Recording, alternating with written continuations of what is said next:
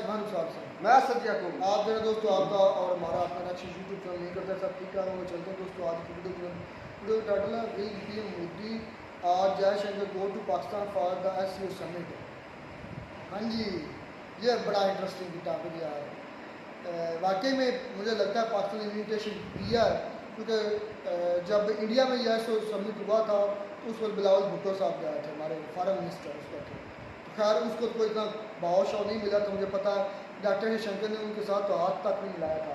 तो और जब वो उतरे थे आई थिंक इंडिया की धरती पर तो कोई कारपेट वगैरह या कोई इतना खास किस्म का प्रोटोकॉल भी नहीं था। खैर अब बढ़ते हैं वीडियो की।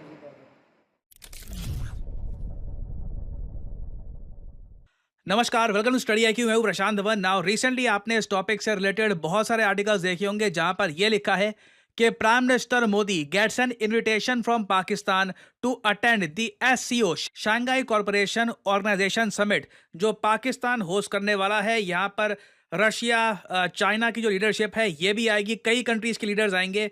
तो पाकिस्तान कह रहा है कि इंडिया की तरफ से ये चाहते हैं कि डायरेक्टली पीएम मोदी रिप्रेजेंट करे इंडिया को इस समिट में। नाउ अगेन जो पाकिस्तान का इनविटेशन है ये काफी बोल्ड है, स्पेशली एक ऐसे टाइम में जब जम्मू कश्मीर में लगातार आतंकवादी हमले हुए हैं और इंडिया पाकिस्तान के रिलेशंस ओवरऑल आप अगर देखें तो नॉर्मलाइज बिल्कुल भी नहीं हुए हैं। हमारी जो क्रिकेट टीम्स हैं वो भी बायलैटरल सीरीज नहीं खेलती। तो प्राइम मिनिस्टर ऑफ इंडिया का पाकिस्तान में जाना देखिए ये काफी ज्यादा अनलाइकली लग रहा है। बट क्वेश्चन यहाँ पर यही है कि अगर पीएम मोदी पाकिस्तान नहीं जाएंगे तो क्या इसका मतलब यह है कि डॉक्टर एस जयशंकर जाएंगे पाकिस्तान में? और इस वीडियो में हम थोड़ा ये भी डिस्कस करेंगे कि जो एससीओ और ब्रिक्स है इन दोनों ग्रुप्स का फ्यूचर क्या है, क्योंकि बहुत बार ना लोग कंफ्यूज कर जाते हैं एससीओ और ब्रिक्स के बीच में। देखिए ये है आपके सामने एससीओ ग्रुप के मेंबर्स। जी हाँ, पाकिस्तान भी एससीओ का मेंबर है, इसलिए इस बार पाकिस्तान की बारी आई है एससीओ समिट होस्ट करने की। और इधर आप देख पाओगे ये सब कंट्रीज हैं ब्रिक्स के फाउंडिंग मेंबर्स। बाद में ब्रिक्स में ऑब्वियसली बहुत सारे और मेंबर्स भी रिसेंटली ऐड हुए हैं, मगर ये जो 5 देश हैं ये प्रिडोमिनेटली हैं ब्रिक्स के फाउंडिंग मेंबर्स। और 2023 से ना एक जियोपॉलिटिकल थ्योरी बहुत ज़्यादा फेमस हो गई है, वो ये है कि आने वाले 5 सालों में, अभी जैसे 2024 चल रहा है, मान के चलते हैं 2028-29 के आसपास पॉसिबिलिटी है कि ब्रिक्स और एससीओ मर्ज हो जाएं और एक नया इंटरनेशनल ग्रुप बनाने की कोशिश की जाए जो एक बार को यूएन को भी चुनौती दे। ये अगेन ये मैं नहीं कह रहा, दिल्ली में ही हमारे जो बहुत सारे थिंक टैंक्स हैं जो रिपोर्ट्स पब्लिश करते हैं उन्होंने इस पर एक पूरी डिटेल्ड पब्लिकेशन करी थी, जिसको बाद में रशिया का जो सरकारी मीडिया है उसने भी कवर किया था कि Indian experts, Indian geopolitical experts ये मानते हैं कि ब्रिक्स और एससीओ को इन दी एंड मर्ज करके एक सिंगल ग्रुप बना दिया जाएगा ताकि एक पावरफुल ग्रुप सामने आए जहां पर बहुत सारी कंट्रीज एज मेंबर हो। और ये सब करना काफी नेचुरल भी होगा क्योंकि देखो ब्रिक्स और एससीओ कहने को दो अलग अलग ग्रुप हैं, मगर दोनों को ही फाइनेंशियल बैकिंग मिलती है चाइना और रशिया से। एक्चुअली रशिया भी कम ही कहूंगा मैं, मेन जो इन दोनों ग्रुप्स को बैकिंग मिलती है वो है चाइना से। क्योंकि लिटरली आप अगर एससीओ देखो तो एससीओ के हेडक्वार्टर्स कहां पे हैं? बीजिंग में। जी हाँ, ग्रुप का नाम चाहे एससीओ शंघाई कॉरपोरेशन ऑर्गेनाइजेशन हो, मगर इसके जो हेडक्वार्टर्स हैं ये चाइना की राजधानी बीजिंग में है। वेराज ब्रिक्स के जो हेडक्वार्टर्स हैं ये आपको मिलेंगे चाइना के शहर शंघाई में। तो जब दोनों ग्रुप्स के जो हेडक्वार्टर्स हैं ये भी चाइना में हैं, दोनों ग्रुप्स को जो प्रमोट करने वाले 2 मेजर कंट्रीज हैं वो ही चाइना और रशिया हैं, तो बिल्कुल एक बार को पॉसिबिलिटी है कि फ्यूचर में दोनों ग्रुप्स एक हो जाएं। और यूएसए अपनी तरफ से आप अगर देखो उनका मीडिया यही मान के चल रहा है कि इवेंचुअली रशिया चाइना भी इन दोनों ग्रुप्स को मर्ज करके एंटी यूएस ग्रुप बनाने का कोशिश करेंगे। और अगेन ये बात ऐसे अज्यूम मत कर लेना कि अच्छा अभी इंडिया में एक जियोपॉलिटिकल थिंक टैंक ही कह रहा है इसको। हाल ही में 2023 में काजाख्स्तान के जो प्रेसिडेंट हैं इन्होंने भी सेम बात दोहराई थी कि ब्रिक्स और एससीओ के एफर्ट्स को यूनाइट एक करने की आवश्यकता है। तो ये आवाज आप देखोगे आने वाले समय में ये बढ़ती जाएगी। और यूएसए के लिए मैं कहूंगा ये एक बुरे सपने से कम नहीं है, क्योंकि बहुत सारे देश हैं जो ब्रिक्स को ज्वाइन करना चाहते हैं।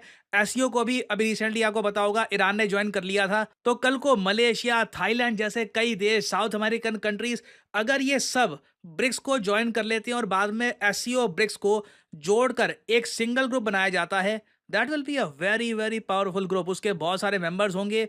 रशिया चाइना अपने हिसाब से उसका एक पेमेंट सिस्टम बना सकते हैं, बहुत कुछ चेंजेस हो सकते हैं। और इसलिए आपने ये भी देखा होगा कि CNN जो अमेरिकन मीडिया है, ये आपके सामने CNN का आर्टिकल है, ये लोग कह रहे हैं एक ग्रोइंग क्लब है लेड बाय शी जिनपिंग और पुतिन, ये बनाया जा रहा है टू काउंटर यूएसए, और बहुत ही जल्द यहां पर एक और प्रो रशिया मेंबर को ये ऐड कर देंगे। ये ऑफ कोर्स यहां पर बेलारूस की बात कर रहे हैं। और इस आर्टिकल में आप एक बात नोट करना, ये बात लिखी है कि पीएम मोदी ने जो रीसेंट एससीओ का समिट है ये स्किप कर दिया था। जी हां, कजाकिस्तान में हाल ही में जो एससीओ का समिट हुआ था, आपने नोट किया होगा, पीएम मोदी ने यह समिट स्किप किया था।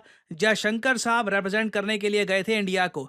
अब पाकिस्तान जो समिट होस्ट कर रहा है ये डिफरेंट है। पाकिस्तान जिस समिट को होस्ट करेगा ये है एससीओ का CHG समिट, मतलब कि council of heads of government summit.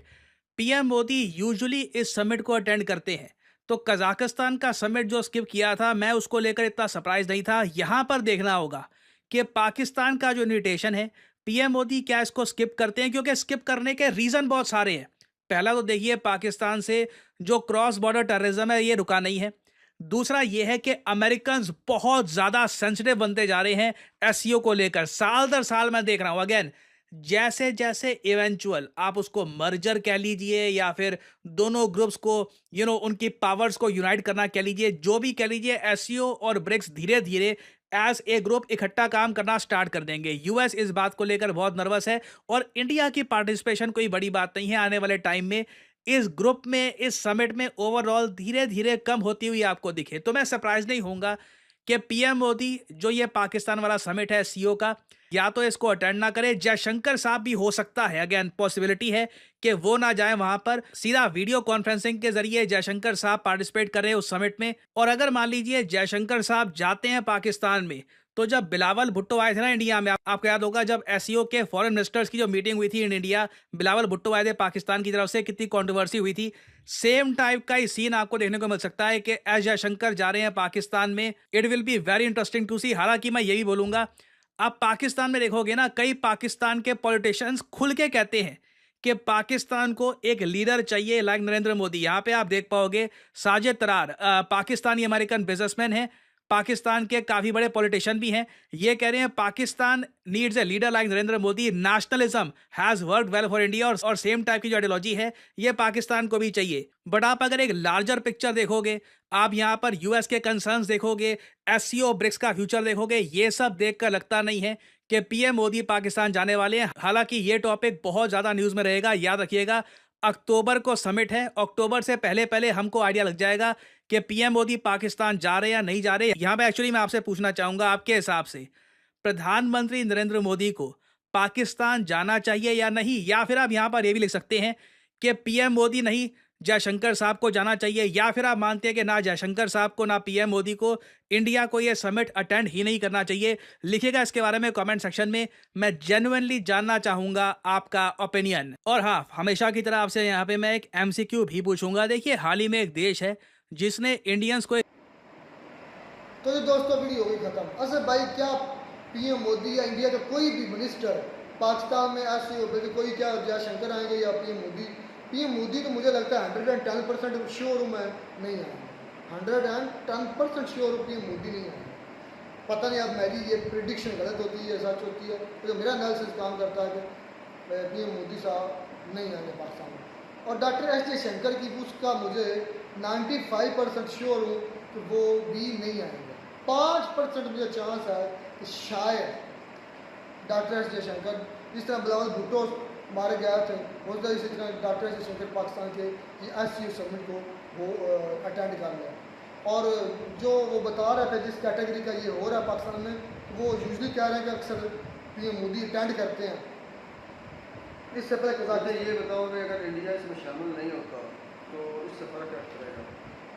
खास इतना फ़र्क, क्योंकि वो कजाकिस्तान की बात कर रहा था, कजाकिस्तान में भी हुआ था तो उसको भी स्किप पीएम मोदी ने स्किप किया था। लेकिन अगर यहाँ पाकिस्तान को भी स्किप करते हैं तो उसके अब कंसिक्वेंसेस क्या होते हैं, इसका मुझे कोई इतना खास आइडिया नहीं। मुझे नहीं लगता कोई इसके खास कोई कंसिक्वेंसेस होंगे कोई इसके तो। और अगर आता है तो इसका क्या फ़ायदा होगा पाकिस्तान को? किसका? पाकिस्तान? हाँ जी। इसके आने के बड़े फायदे हैं। अगर आते हैं 1 to 1 पाकिस्तान के पीएम जोकर शहबाज शरीफ और इंडिया के पीएम मोदी साहब, अगर होती है 1 to 1 मीटिंग, तो मैं कहता हूँ ये बहुत बड़ा इनिशिएटिव होगा पाकिस्तान और इंडिया के रिलेशन को ठीक करने का, बहुत बड़ा नहीं। अगर वो पीएम मोदी नवाज शरीफ को अपनी शादियों पर बुला सकते हैं, पीएम मोदी साहब आ सकते हैं, तो फिर एससीओ के समिट में आने के लिए क्या वजह? क्या उस पर पाकिस्तान क्रॉस बॉर्डर टेररिज्म नहीं करता था? क्या उस पर पाकिस्तान बुरा नहीं था जब पीएम मोदी साहब काबुल से मेरे ख्याल में उड़े थे, अफगानिस्तान से उड़े थे, तो डायरेक्ट इधर उनकी शादी में आए थे? उस वक्त क्यों आए थे और आज क्यों नहीं आ रहा है? ये सवाल भी बनते हैं। तो इस पॉइंट ऑफ व्यू से देखोगे तो फिर वो आ जाएगी। इसमें एक पॉइंट ये भी है कि वो पर्सनल मैटर था, वो एक सिर्फ नवाज शरीफ 1 to 1 पर्सनल एक किस्म का समझ का रिलेशन था। अब ये स्टेट का मामला है, वो था पर्सनल मामला, उसमें मोदी साहब जवाब दे नहीं थे कि आप क्यों गए, क्योंकि वो शादी अटेंड करने गए थे, ना तो कोई स्टेट की रिप्रेजेंटेशन करने गए थे। यहाँ पर भी मोदी साहब अगर आते हैं तो वो एक स्टेट का मामला हो गया, स्टेट टू अच्छा, ये नवाज शरीफ ने इनवाइट किया था इन्हें? इन्वाइट किया था। अच्छा, मैंने कहा कि शायद वैसे ही कहते हैं कि मुझे एन टाइम फ़ोन आया था नवाज शरीफ का, ये मोदी साहब बड़ा हंसाते भी हैं, तो मैंने कहा चलो चलते हैं, मरना तो एक दिन है ही है। मतलब वो उनको बेखतर बेखौफ और ख़तर आ गए थे पाकिस्तान में। और भाई इससे दो चीज़ें साबित होती हैं कि ये पॉलिटिशियन की आपस में कोई लड़ाई नहीं है।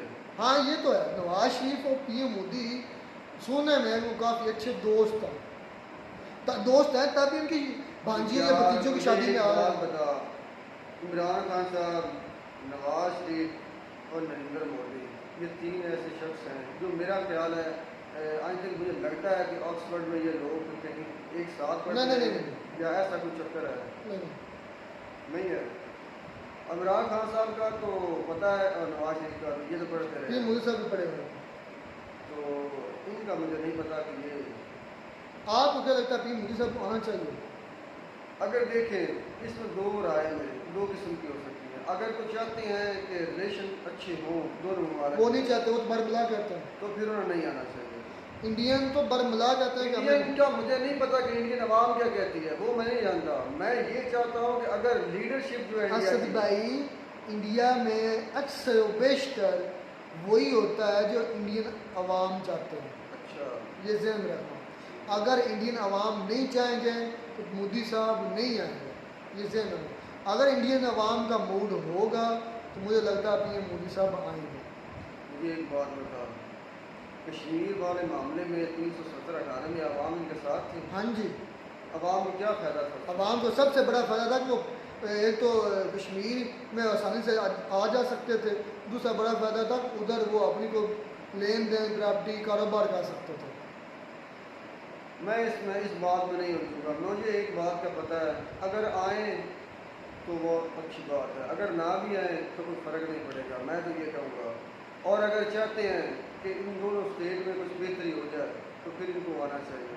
और भाई सबसे उनको हमसे सबसे बड़ा गिला क्या, वो क्रॉस बॉर्डर टेररिज्म। वो कहते हैं कि यार यही कम से कम ख़त्म कर दो, बाकी कश्मीर का मामला तो हमारा चल रहा है, क्रॉस बॉर्डर टेररिज्म ना भेजो तो हम आपके साथ कुछ मतलब ना बातचीत करने के लिए तैयार हैं, लेकिन हम वो कपार नहीं रहे। आज जहाँ तक मुझे याद है ना, इंडियन अवाम से लेकर इंडियन गवर्नमेंट तक उनकी बहुत सारी डिमांड है, एक आधी डिमांड नहीं है। उनके बारे में एक ही बात कहूँगा कि एक शेर आता है यार उनका, मैं अक्सर बोलता हूँ कि खुदा किसी को ऐसी खुदाई न दे कि अपने सिवा कुछ दिखाई न दे। चलें जी, खैर मिलते हैं नई वीडियो में। God bless you.